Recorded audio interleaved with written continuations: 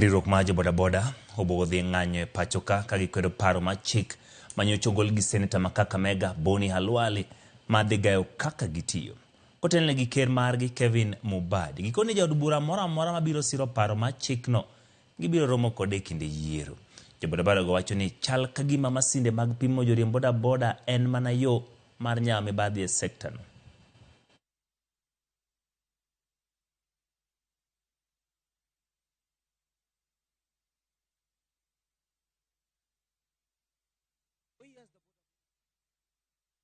We call upon the Parliament to reconsider this ill-conceived bill and instead work with us to develop a legal framework that truly supports the sector.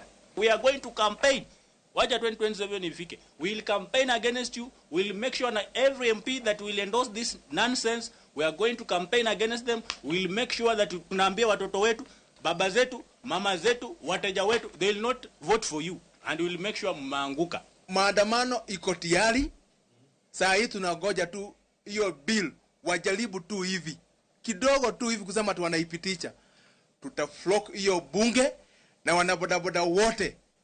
Make sure wote.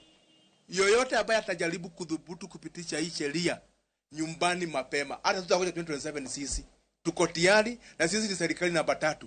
Tuko na national government, county government na bodaboda government.